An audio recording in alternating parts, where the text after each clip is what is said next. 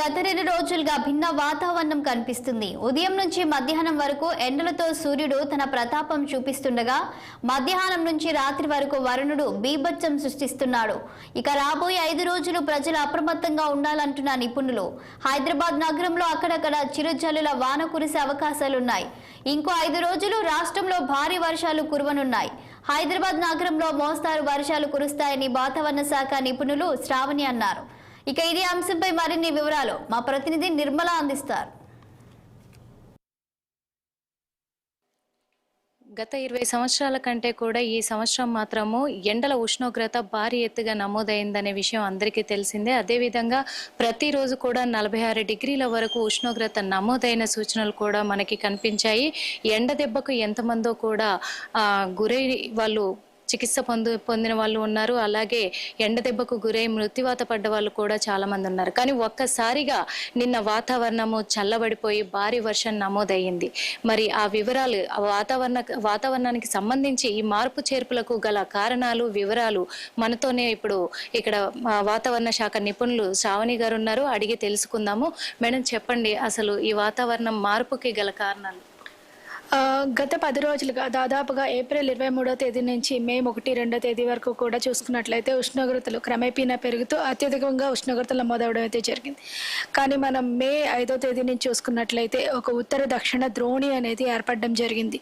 దాదాపుగా ఇది విదర్భ ప్రాంతం నుంచి దక్షిణ తమిళనాడు వరకు విస్తరించి తెలంగాణ మీదుగా వెళ్తూ ఉండడం వల్ల దాదాపుగా మనకి భద్రాద్రి కొత్తగూడెం నుంచి నల్గొండ, సూర్యాపేట, జనగాం ఈ పరిసర ప్రాంతాల్లో వర్షపాతం చూసుకోవడం జరిగింది. కానీ గత 24 గంటల్లో చూసుకున్నట్లయితే తెలంగాణ రాష్ట్రం మొత్తం మీదుగా ఈ ద్రోణి యొక్క ప్రభావం, ఈ ద్రోణి కూడా మరింత బలపడడం వల్ల రాష్ట్రం మొత్తం మీదుగా విస్తారంగా వర్షాలు కురవడం అయితే జరిగింది. ముఖ్యంగా సిటీ పరిధిలోనే అత్యధిక వర్షపాతం నమోదం కూడా జరిగింది. అక్కడక్కడ మనకి భారీ వర్షపాతం కూడా నమోదవడం జరిగింది. సిటీ మరియు జిహెచ్ఎంసీ పరిధిలో చూసుకున్నట్లయితే మనకి షేక్పేటలో 8 సెంటీమీటర్లు అత్యధికంగా వర్షపాతం నమోదవడం జరిగింది. అలాగే మనకి శేర్లింగంపల్లి పరిసర ప్రాంతాల్లోని మనకి 8 సెంటీమీటర్ల కంటే అధికంగా వర్షపాతం నమోదవడం జరిగింది. అలాగే నల్గొండ, దీంతో పాటుగా మనకి ఉత్తర ఈశాన్య తెలంగాణ జిల్లాల్లో కూడా సాధారణంగా అధిక వర్షపాతం నమోదవడం అయితే జరిగింది. మొత్తం రాష్ట్రం మొత్తం మీదుగా గత 10 రోజుల్లో ఉన్న ఉష్ణోగ్రతలన్నీ సాధారణ స్థితిలోకి రావడం జరిగింది.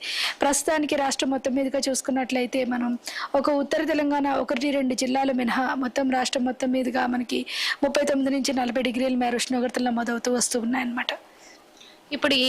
ఇప్పుడు వర్షాలు కానీ ఎండలు కానీ ఇప్పుడు వర్షాలు ఇంకెన్ని రోజులు ఉండబోతున్నాయి? ఈ ఎండల ప్రభావం తర్వాత ఎలా ఉండబోతుంది? ప్రస్తుతానికైతే ఈ వారం రోజులు కూడా కొద్దిగా అక్కడక్కడ వర్షపాతం నమోదయ్యే అవకాశం కనిపిస్తుంది. ఉష్ణోగ్రతలు కొద్దిగా తగ్గుముఖం పట్టే అవకాశం కూడా ఉంది. అంటే ఈ వారం రోజులు కూడా సాధారణ ఉష్ణోగ్రతలు నమోదయ్యే అవకాశం ఉంది. అక్కడక్కడ ఉరుములు మెరుపులతో కూడిన వర్షపాతం నమోదయ్యే అవకాశం కనిపిస్తుంది. అది కూడా మనకి మధ్యాహ్నం 4 గంటల నుంచి వర్షపాతం నమోదయ్యే అవకాశం అయితే కనిపిస్తుంది. ఈ రోజు చూసుకున్నట్లయితే మనకి దక్షిణ తెలంగాణ జిల్లాలైన కొద్దిగా రంగారెడ్డి కానీ, నాగర్ కర్నూలు కానీ ఈ పరిసర ప్రాంతాల్లో మధ్యాహ్నం చేసే ఉరుములు మెరుపులతో పాటుగా క్యుములో నింబస్ మేఘాలు ఏర్పడి ఈదురుగాలులతో కూడిన వర్షపాతం నమోదే అవకాశం ఉంది. అలాగే రేపు ఎల్లుండి కూడా అక్కడక్కడ మనకి చెదురుమదురుగా కొద్దిగా జల్లులు కురిసే అవకాశం అయితే కనిపిస్తుంది. మనకి మళ్ళీ 12వ తేదీన రాష్ట్రం మొత్తం మీదుగా సాధారణం కంటే అధికంగా వర్షపాతం నమోదే అవకాశం కనిపిస్తుంది. కొద్దిగా అక్కడక్కడ మనకి ఈ ఉరుములు మెరుపులతో పాటుగా ఈదురుగాలులు గంటకి 40 నుంచి 50 కిలోమీటర్ల వేగంతో కూడా వీచే అవకాశం అయితే కనిపిస్తుంది అన్నమాట. Thank you madam. మరి చూస్తున్నారు కదా, ఇప్పుడైతే ఒక వారం రోజులైతే మళ్ళీ వర్షాలు అయితే నమోదవుతున్నాయి, వర్షాలు పడే అవకాశాలు ఉన్నాయి.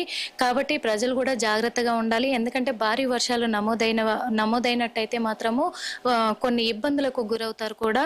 అందుకు ఇప్పుడు తగిన జాగ్రత్తలు కూడా ప్రజలైతే తీసుకోవాల్సిందిగా కూడా వాతావరణ శాఖ నిపుణులు కూడా తెలియజేస్తున్నారు.